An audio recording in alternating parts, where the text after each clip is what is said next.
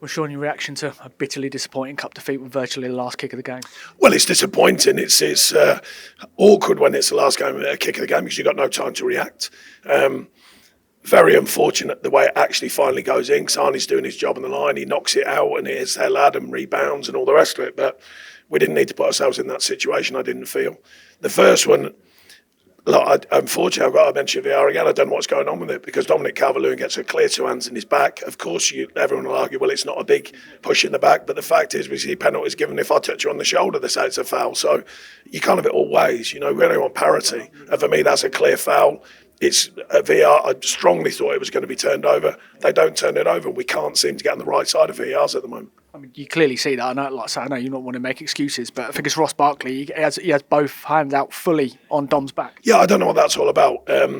It's not about how much contact. You can clearly see it puts him off balance. And we're in a game when how many fouls today were things like little touches on the shoulder and people go down, and I just find it all confusing, and I think it's in a very confusing state. But you're right, I don't want to harp on about that. I don't think we're as good as we can be. I thought it was an ugly, tight game. Second half, I thought we were stronger and put more of a performance on that looked worthy of winning a game without finding the clear moments, the real true moments, if you like.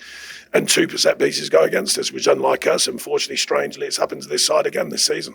I was going to ask about the set pieces, how well we've been at defending set pieces, but how particularly disappointing was it knowing Luton's clear threat from set pieces to concede both goals from that? Well, like I say, one's a foul and the second one, Arnie's unlucky. He's doing his job on the line. He clears it, hits their lad, rebounds, and they react. And, the setup's there for a reason. Another day it doesn't hit their lad. I think there is a minor foul on Jared, hands on the shoulders. You're not probably going to get that.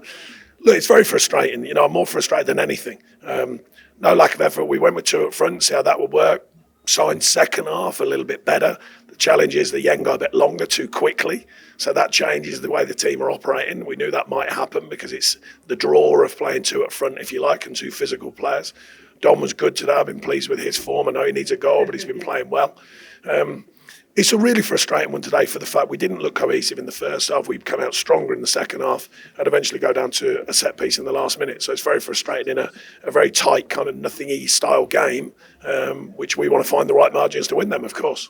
You mentioned about 2 up top. I mean, the simple truth is your midfield options are limited, to say the least, at the minute. Obviously, injuries, Ghana at the AFCON as well. That's going to hamper your options, isn't it? Yeah, look, I mean, people know we're stretched. I mean, you don't have to be, rocket scientists to work out that. But on the other hand, I want these players to grip their challenge. You want players to come in and say, right, I'm playing, that's it, I'm ready. And we've done that many times this season, I feel, and people coming off the bench and affecting it. Today was a maybe, if you look, maybe they might grip it, maybe they might affect the game. And I think that expectation here today on the game and playing Luton just got to us a little bit in the first half, not so much second half.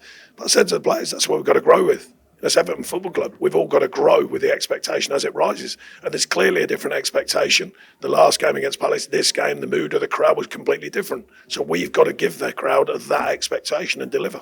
We have got players out.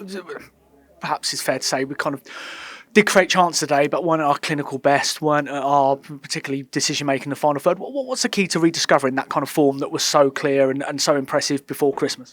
You need a bit of freedom. I've said it many years. You need the freedom to miss. It sounds mad, but you need the freedom to play with the moment where you go, if I miss, I don't care, I'm cracking on.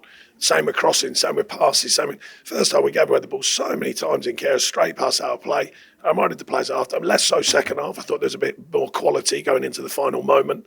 But the truth of the final moment, Beto has a chance, he rolls, he does well, he can just slide it to Dom, snapshot, and they block it. These are little moments, but they're very, very important. When the team's really got that high level confidence, they're the moments that you find. When you're not, you've got to find them, and it changes the momentum. And I think that's what we've got to do. We've got to change that momentum ourselves. And as ever, after a disappointing defeat, you want the next game to come. We've got that because we've got Fulham away on Tuesday. Yeah, the games come thick and fast. It's a good game for us in many ways. The lads will be in tomorrow morning for a light session, bit of a roll call to make sure we haven't got any injuries. We don't think we have. Emma took a knock, so we'll see how he is.